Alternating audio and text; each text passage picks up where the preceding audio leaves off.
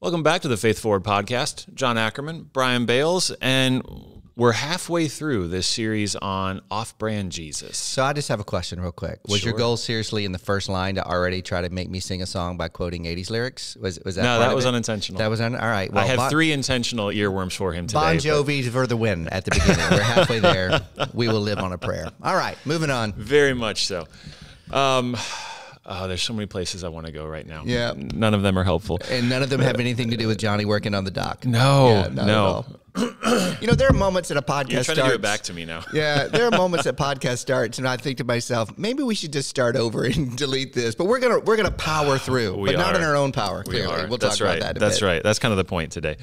So welcome back. If you've been with us throughout this series, if you've been with us for a while, you sort of know how this works and where we're going. If you're just joining in today, the goal for the Faith Forward podcast is always to figure out how to implement our faith, how to take what we heard on Sunday and answer the question, how do I do this in a practical way that brings about growth and change and transformation and greater closeness with God?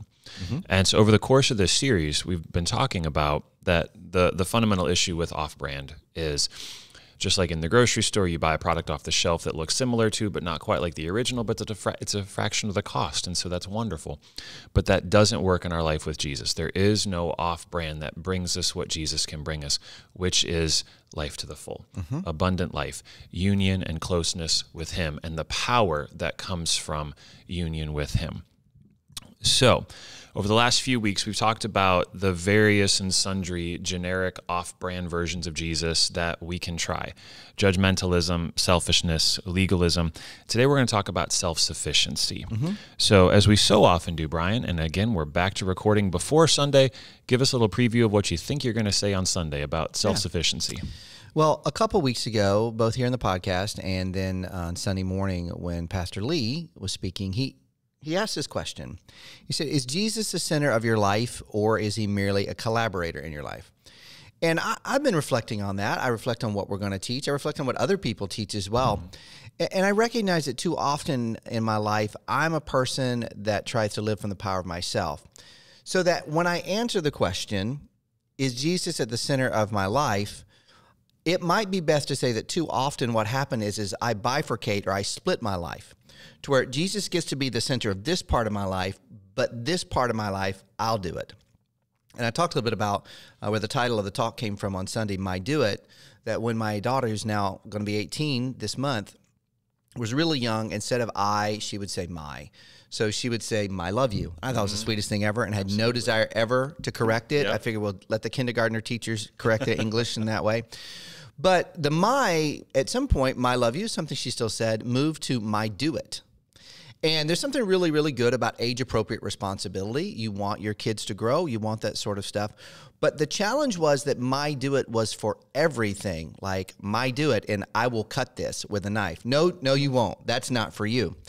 And I think for a kid, we don't know when we walk over that line. And the tension also as adults, teenagers, whoever's listening to this, when it comes to our spiritual life, we need to know that there's certain spiritual responsibilities that we have to do.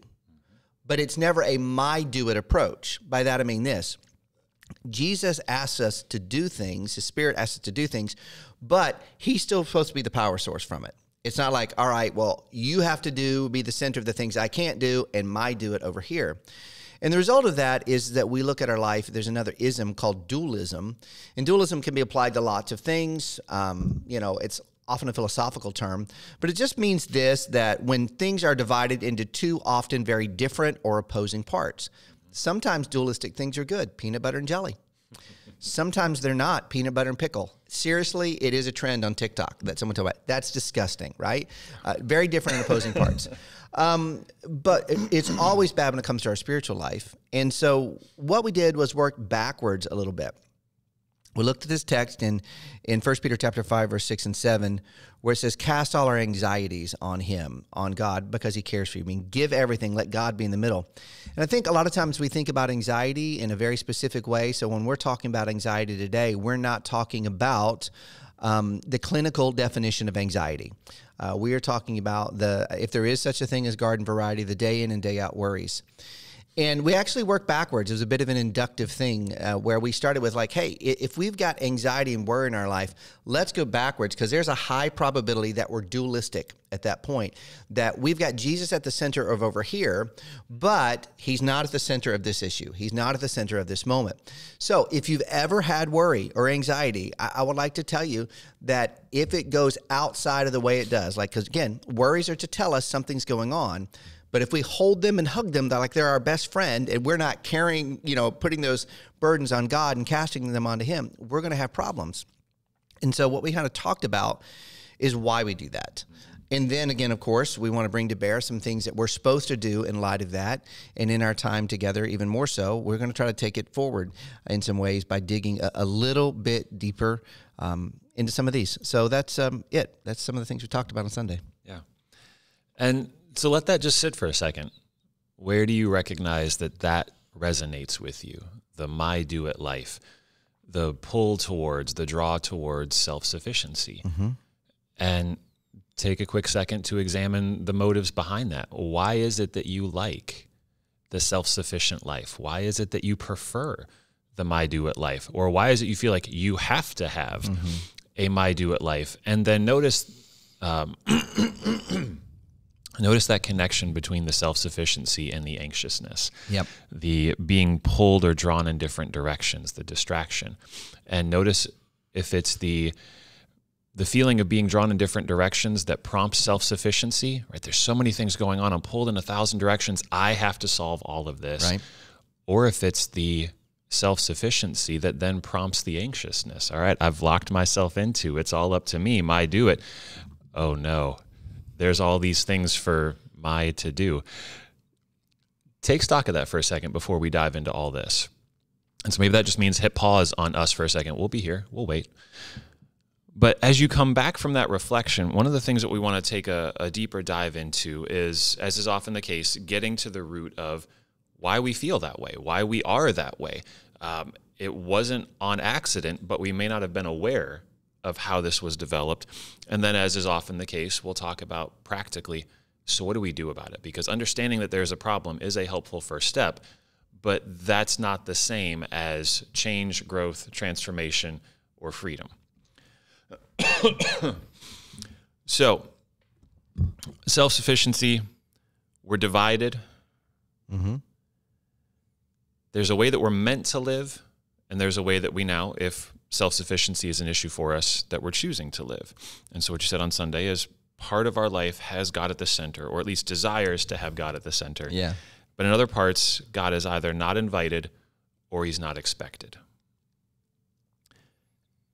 And there's a consequence to that. Not consequence like punishment, not Sure. consequence like God smacks us down, but a natural consequence of if there are parts of our life where God is not invited or God is not expected, then those are places where our life with God, which is meant to be holistic, is meant to encapsulate and inform and include every part of our life, where we're going to find that our spiritual life, our life with God, is stalling, and that we're not living from his power. And even in the note that you had here, and I thought it was such a great way of phrasing something that I think we often look at unconsciously. It was our spiritual life stalls when we choose to not access the help and power of God. And I thought I have so often looked at that word help from a my do it standpoint. Yeah. That it's still through the lens of I can do this much and then I need help. I've got 60 to 70 to 90% of this covered, God. I need your help with the last 10. And even just looking at that word help to expose, in my case, some of the depths of my self-sufficiency of, yeah, God, I'm good with your help. Rather than looking at it through the lens of, God, I'm not accessing your leading. I'm not accessing you doing the bulk of the work, if not all of it. Can I hop in there? Please. I know what you're saying, and I'm not disagreeing with what you're saying. Yeah. I want to highlight maybe a nuance that we take that I think you're using on purpose that may not grasp is this. By definition, when we struggle with a "I do it" life, we think of help through a negative lens. Yeah. Because leading is help. It is. Right? Leading is help, right? We tend to, like, if you hear the word "I needed help," and immediately there's something that makes you feel there's something wrong with you, you know, no. I mean, would we think about a 2-year-old who, you know, wanted fruit, feeling like there's something wrong with them when someone else literally used the big sharp paring knife to cut it up? We would think, no, actually, that's right. That's good. That's appropriate. And I know we don't like to think of ourselves as not able to do something. I don't want us to think about it that way. I want us to think about, let's think of the gap that there is between a 2-year-old and adult intellectually, capability, all those sort of things. And now pair the gap of the smartest person who's ever lived, let's say Solomon, and the God of the universe who gave them that wisdom, right? It's a much bigger gap. Yeah. And so when we say help, it's not because we are horrible people or we can't. It's because we have access to something better. Why in the world would you do the math by hand when you have the calculator? That's not lazy. That's called using the resources that you have. And so I just want to go back to that because I do think by nature, you know, we can go, oh, well, he's leading. He didn't need to help me. And I'm like, yeah, but that's help. That's help too. It's all help. We just tend to frame help lots of times in a "I do it" life through the negative lens. Yep, absolutely. And as you had mentioned on Sunday that, you know, part of the self-sufficient life, it sometimes means that part of our life has God at the center and part of our life is where he's not invited or not expected.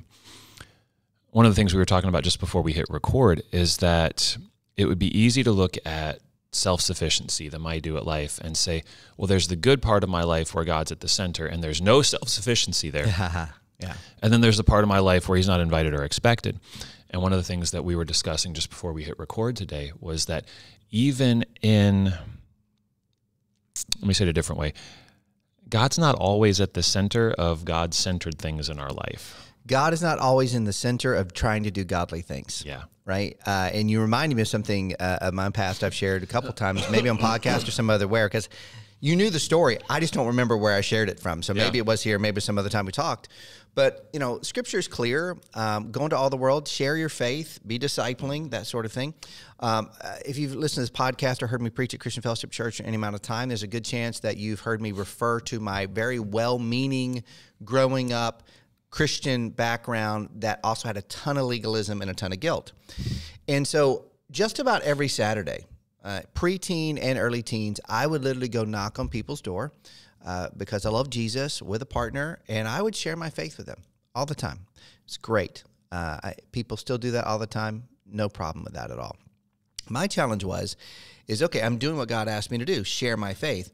Well, the "I do it" life in that particular case was I felt responsible for not just obeying and sharing my faith, but like if that person didn't come to Jesus, it was on me. Like it turned into trying to sell timeshares sometimes where, you know, obviously I didn't know what a timeshare was at the time, but if you've ever been on the end of a timeshare presentation, you know, you feel like you have to say yes to get out of it. I'm confident that I was on people's lawns or on their front step for so long, and it was difficult to slam the door in a 13-year-old boy's face at the time, that there are people that just said yes, just to get me off the porch. And I missed it. Now, granted, there's some emotional intelligence issues. There's all of that sort of things that hopefully we grow into as we get older. But the point of this was this. I felt like I had to do it. I had to make the sale. And that's actually not at all true. My part was being faithful to sharing with his help. He had everything else. So what John was trying to bring is I was even trying to do a godly thing in an ungodly way. So that it's what's so layered about this particular challenge is that I almost see it sometimes in circles. Like, you know, here's my whole life. You put it in a big circle. If you're on YouTube, you can see me making a circle sort of with my hands. And there's a whole bunch of other smaller circles inside. And like in those smaller circles is where Jesus doesn't really have control, where I want to do it, even though it may fit inside of a good idea. Yeah. I mean, if you've ever, John's married, I'm married. If you're married, the Bible says to love your spouse, but you got to do that too with his help. Yeah. You know, that's a godly thing. But if you try to do it in your own flesh. So that's a long answer to bring out, I thought, a really good point that you were making, that just because what we're attempting to do is a godly thing doesn't mean that we can't attempt to do it in a my do it way. Yep. And one of the great clues, if we are doing it, is how we're dealing with our anxiety, because anxiety just means to be drawn in different directions. Yeah. Yeah. One of the things that I find most disruptive to the self-sufficient life is when Jesus says, I only do what I see the Father do, and I only say what I hear the Father say. That the circle of what is God's part and the circle of what's my part are not separate circles, and they're not partially overlapped classic Venn diagram circles, right? They are embedded circles, because even what my part is only possible because of what God is doing in me and through me. Mm-hmm. And that is such a challenge, and in fact, such a threat to the self-sufficient life, because there is a part of us that desperately wants to pull those circles apart. And if we're being honest, I want to have some of God's life, and I want to have a little bit of my own over here, or maybe a lot of my own over here. And so that's the core challenge with self-sufficiency. The core challenge with self-sufficiency is with control and fear. Mm-hmm. Some version of I'd rather do it, or I have to do it, or he won't do it. And so here's where we find ourselves today. And so as we've done for the last couple of weeks, we recognize that the creation of the self-sufficient life in us has in many cases come from at least two different general areas. The lies and deceptions of the enemy in a broken, fallen world with broken, fallen people, and then the specific story that my story has told me, the specific story that your story has told you about what's true. About you, about other people, about God, about the world around you. And so if we're not aware of the deceptions, if we're not aware of the enemy's lies that sound so plausible, we're going to have a hard time seeing differently. Mm-hmm. And if we're not aware of the effect that our story has had on us, then the way that we have lived as a result of our story is going to continue to feel just as normal as it always has. And so as we've done for the last couple of weeks, we're going to take a look at some of the most common lies that we bite down on hard when it comes to the self-sufficient life. And then we'll take a look at some of the ways in which our story gets hijacked through things that we do, things that happen to us, things that happen by accident that cause us to begin to see life and ourselves and the world around us and God in different ways. So here's a couple.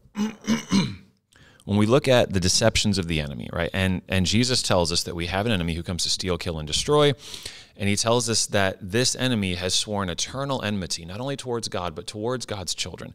Right? Satan is literally hell-bent on disrupting this connection, disrupting this relationship, disrupting this life with God. And one of his great invitations is, you do it yourself. That was his invitation in the garden to Adam and Eve. God said this, but you know what? You make better decisions on your own when you don't do what God says. So you should choose this on your own. Look how good an idea this is. And so one of the lies is some version of this. I'm not sure God can be trusted with this, whatever this is. This is too big. This is too important. In other words, Jesus, don't take the wheel. I got it here because, as I saw some meme on the internet recently, there were no cars in Jesus' day. Jesus doesn't know how to drive. Don't let him take the wheel. I saw one of those memes recently as well that described Jesus taking the wheel. And they were like in a 4x4, and Jesus was driving, and there was a guy in the back just bouncing around like crazy. And I thought to myself, that's how it feels sometimes, right? And I think one of the deceptions is that Jesus being in control, which he always is, will be a less smooth version than if I'm in control. And the truth is that if Jesus is really at the wheel in this analogy, and we give him control, and we're bumping around in the background, there is no such world where we could take the wheel and it be better. No. Not at all. I am not a better driver than Jesus. I'm not a better driver than Jesus. I mean, if it's still bouncing around.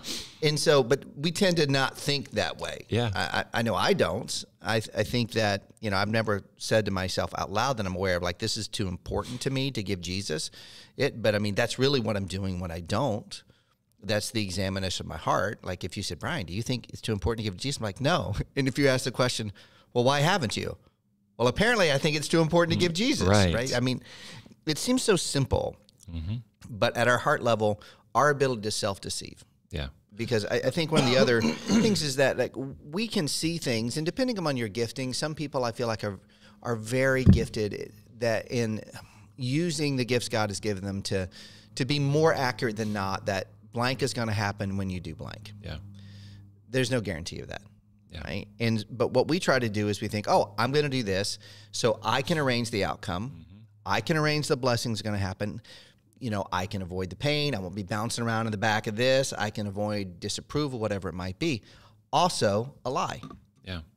Yeah. There's something I've noticed. And again, you have the privilege, I have the privilege of getting to sit with a lot of people in a one-on-one space and just hear what God's doing in their life or where they're struggling to recognize what God's doing in their life. And over the last few months in particular, I've noticed, and I think it might just be that I'm becoming more aware of it because I'm becoming more aware of the issue in me. I don't think this is just a sudden uptick in the world. I think I'm just more attentive now.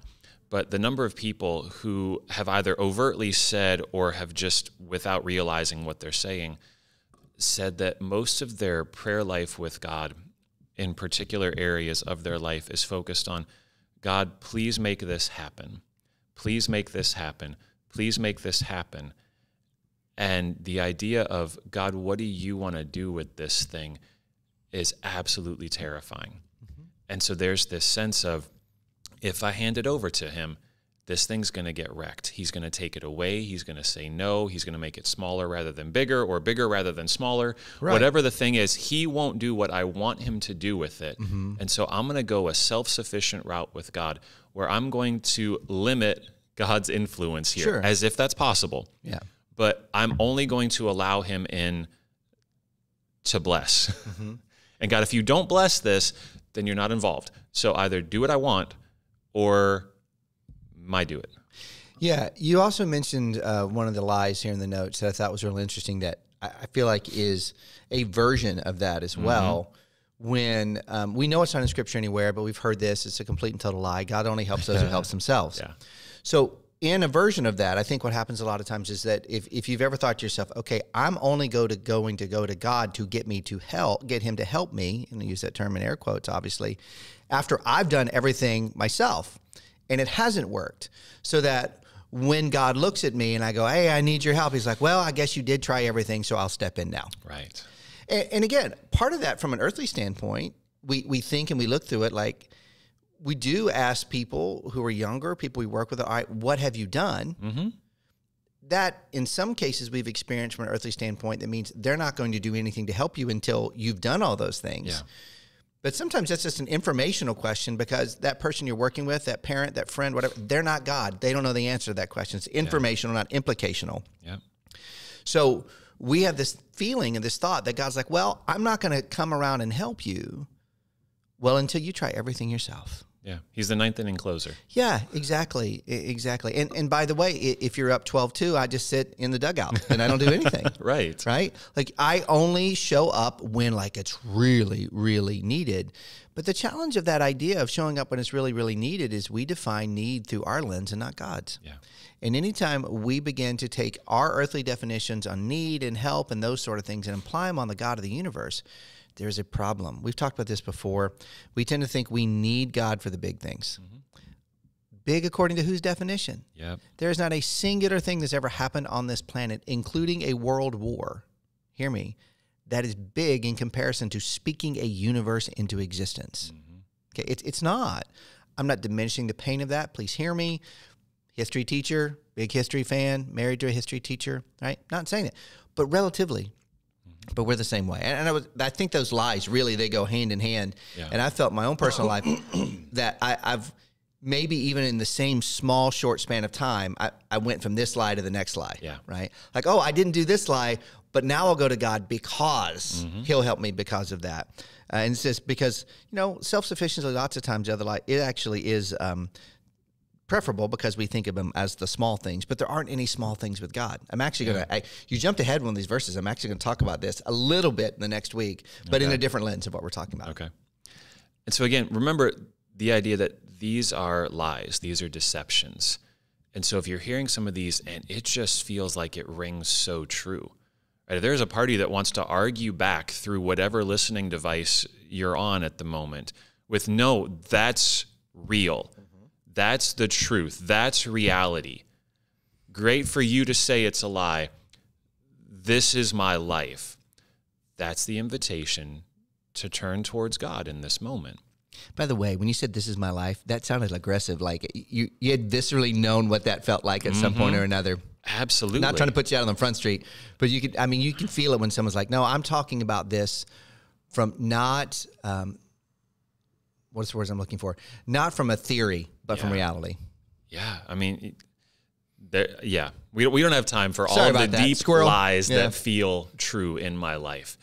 And so I've had to sit with God and let him correct what feels like my deepest understanding of truth. No, God, this is just the way it is. I think I've mentioned it here before, that one of the core lies in my life that was planted pretty much the day of my birth and reinforced every day since was, I am all alone and it's all up to me. I mean, doesn't that sound like the self-sufficient life? I'm the poster child. And there have been so many times where I've heard truth come through a message or a worship song, or God's been trying to bring something up in me, and I've been arguing back like, well, that's not true. This is what's true. What's true is I am all alone, and it's all up to me. How dare you try to take that from me? And so be cognizant. Be cognizant. Be aware. Cultivate awareness of the things in your life that just feel so deeply true, but they might not be. Or they might not be the truest thing. Right? And this is where we make the transition from the lies that the enemy tells us to the places in our life where those lies are most able to take root. And it's in places of pain. It's in places of confusion. It's in places where life got thrown off the rails. And so it's not an academic debate in my mind of, well, which of these ideas do I want to consider? It was in a moment that made no sense to me. I was desperately looking for something that made sense, and I latched onto the closest thing. And the closest thing was, well, I guess I'm all alone, and it's all up to me. I better learn how to live like this so I can survive. And I did. And the worst thing that happened was I got really good at it. I got really good at the my do it life. And so I had to be willing to let God step into this space and show me that the way I thought, the things that I thought were true about me and about him and about the world around me at a deep, deep level, at an experiential level, might not actually be the truest thing. And so where is that for you? Where in your story did you experience that? Where in your story did you experience God not coming through when you asked? And so that must translate to he doesn't care, or he's not there. Where in your story did you experience the reality of God won't give me the things I really want? I have to arrange for them myself. Where in your story did you experience that people were too busy to help me? And that seems to be true of God too. Where in your story did you experience I can't be needy because people in my life don't seem to like needy people, and that must be true of God. God don't like needy. I can't be needy. Brian, what pops in your story as you think about where those kinds of lies took root? You know, as you asked me that question, I think a lot of the lies that in my particular life, which by the way isn't uncommon, a lot of the lies that have taken root and that we believe in our life grows out of, in many ways, our life experiences. I know this sounds maybe oversaid. Some people might even think trite, but never underestimate the power of your childhood to affect your adulthood. Absolutely. That's where they take root. And, you know, going back to, John, what I've said several times, said at least once in this podcast, but several times before, I grew up in a hyper-religious environment that did love Jesus. Yeah. If I ever talk about it and you hear me talk about it in a way that I sound ungrateful for the fact that people cared about my eternal destiny, I'm in no way, shape, or form ungrateful for that. But in the midst of a lot of what I grew up with, there was this sort of my do it. self-sufficiency that I would tell you never was taught, but more caught in practice. And as is most of the time, like if you went back and you asked yourself, well, where did someone teach you this? And by someone, I mean Jesus, teach you some of these lies, we believe the answer is he never did. But we may have learned it from a family member. We learned it from a friend. And I was thinking about some of these things that you were talking about. People were too busy to help. You know, I can't be needy. God doesn't like needy people. That came in church. That came in church, actually. And I think that, you know, we have been around people before that, how do I describe it? They're not needy. That's not how to define this.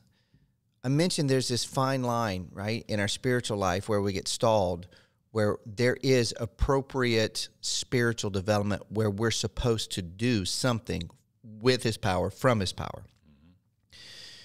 And there are people, though, we met who actually don't want to do anything. Yeah. Right? And so we know the line internally, right? Sometimes we get it broken, but most of the time we know it internally. And some of the experiences I grew up were actually people who actually didn't want to do anything. It wasn't that they had a mind do it life. They wanted everyone to do it for them, not walk in the path to grow together. I wasn't cognizant enough to know that was what was happening at the time.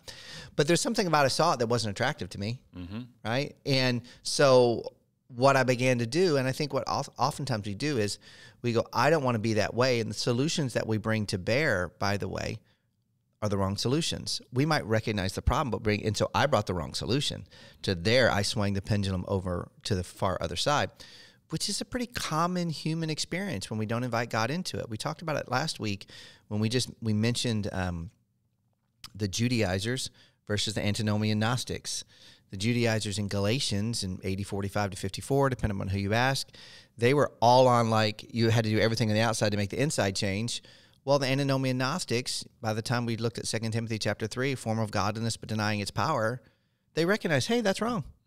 Their problem is they didn't go to God for the answer. They're like, okay, so nothing we do on the outside matters to the inside. Right. Swung it too far. And I think a lot of, in retrospect, of some of the things that I saw, interestingly enough, was now seeing like, recognizing it cognitively or not even realizing, but notice, I don't want to be that way. But instead of inviting God in for the true answer, I gave my own answer. I gave my own answer, and I swung the pendulum the other way.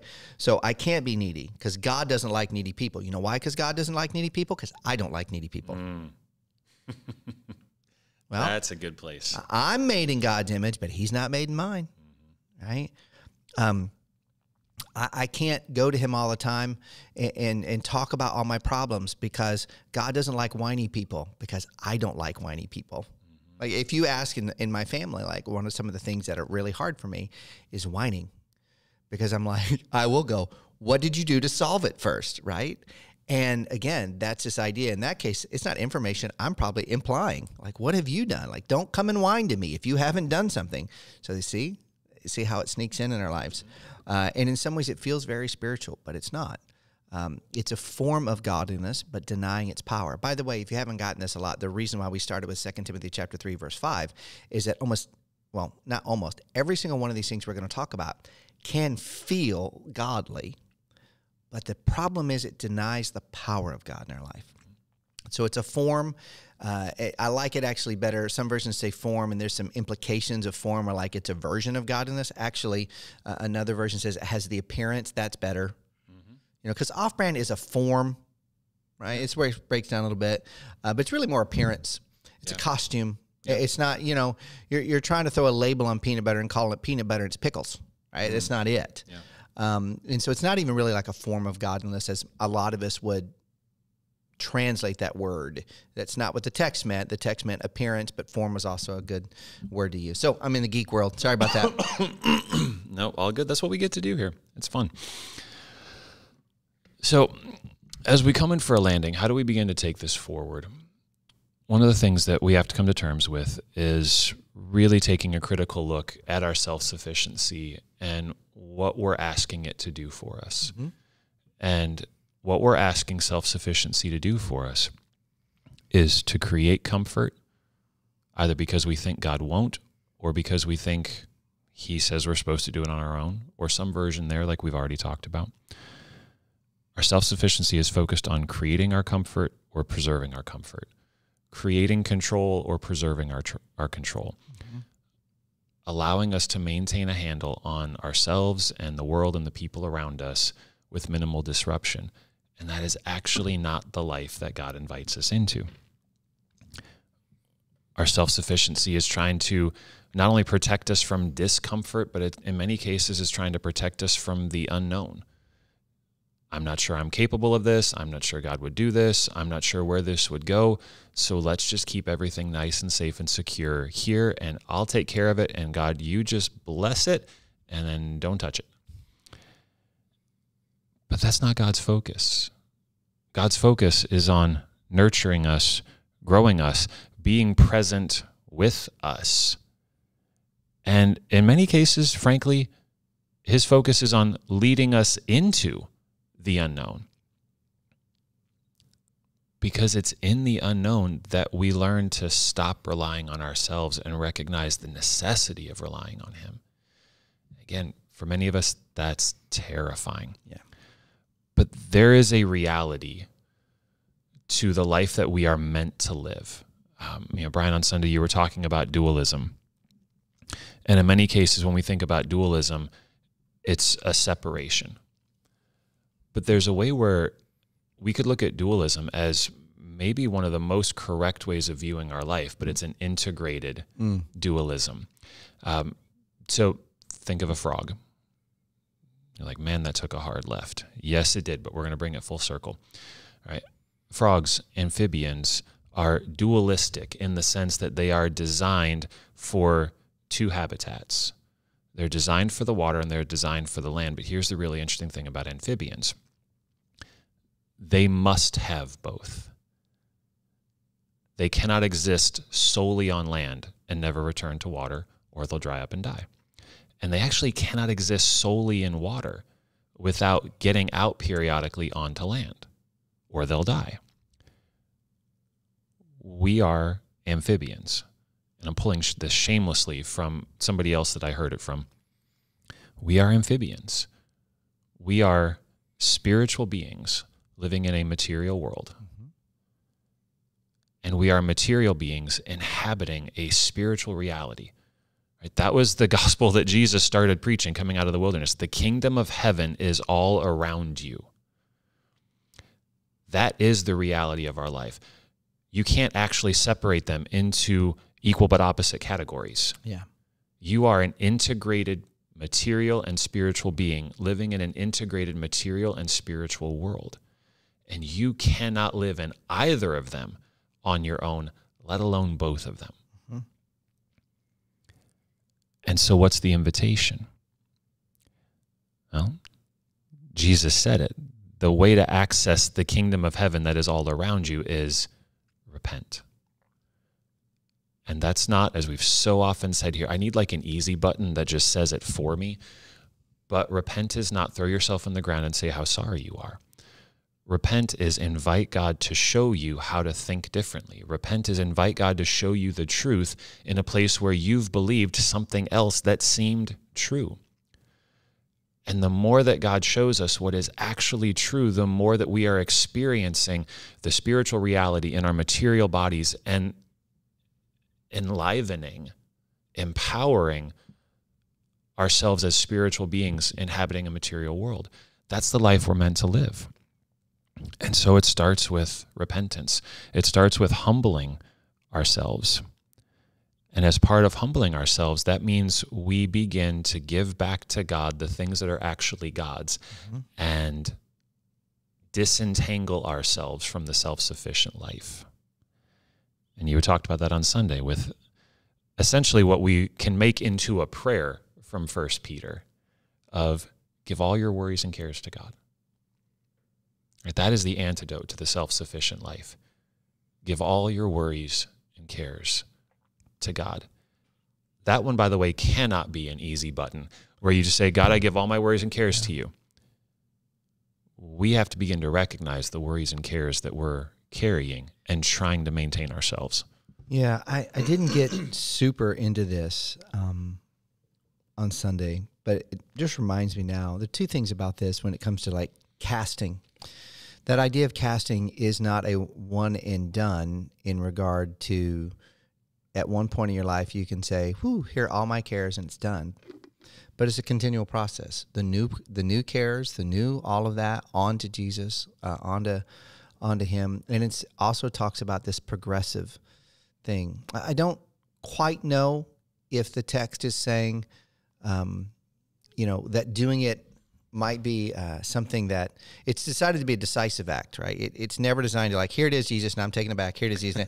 But if it rip it from my hands, yeah. Jesus. If that is, it still means we got to always be in that process, because we do have the tendency to give it to God and then go when God isn't doing it in the way that we preconceived He should, to go all right, I want it back now, right? Because that's not any better. Clearly a lie. But also John, I don't know if this is in you ever. I felt like as I was reading this, oh boy, maybe this is in me. Maybe this is in you as someone who's listening to the podcast or on the video on YouTube. Is that sometimes we might feel well, casting it on Jesus, that's not kind. Look, because we think of what this anxiety and this worry is doing for us and putting it all on Him, right? Look, what a wonderful thought process to say, I don't want to be unkind. But listen, doing what Jesus asks us to do is never unkind. He's got it. He's got it. And He says when all means all, it doesn't just mean the ones that I think I can take care of and not give Him, and give Him the ones I know I can't. It doesn't even mean the one that that keeps you up at night. That well, it seemed mean. If John came and said, give that to me, I'm dude, I can't do that. Thank you. I can't do that. I like Him too much. Not yours to carry. I can't do that with Jesus. He knows everything. He doesn't ask us to do anything that isn't in our best interest, and certainly nothing He can't handle. And again, I think sometimes that comes from even a good place, but a misunderstanding of the greatness and the goodness of the God that we serve in Jesus. Yeah. So I want to say this. This is the amazing thing about God. He is close enough and intimate enough to be called our friend, to walk with us. But don't miss the fact that He's big enough and powerful enough to speak the world into existence and hold it together. Mm-hmm.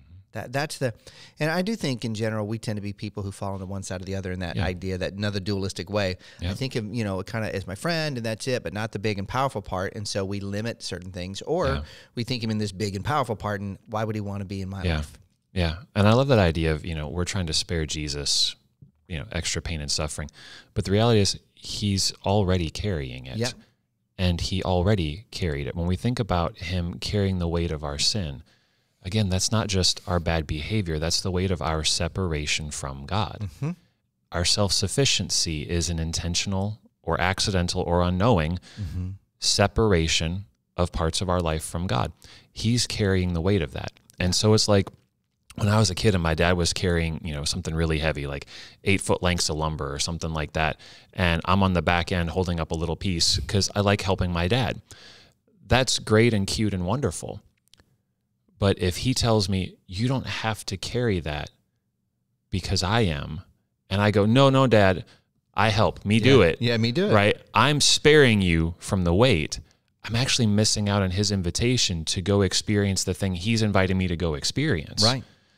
Right? If we think we're sparing Jesus, we're actually missing the thing that He's inviting us to go experience, because He's already carrying it and we can't. And I know this wasn't per se anything in our notes, but I think as we begin to just kind of verbalize, both of us this outwardly a little bit, it reminds me of the fact that lies that we believe can even be well-intentioned. Yep. But they're still lies. I mean, and the enemy doesn't care whether they're well-intentioned or ill-intentioned, just that they're not true. Mm-hmm. And when we live from them, even as well-intentioned, we don't have the life that Jesus called us to live.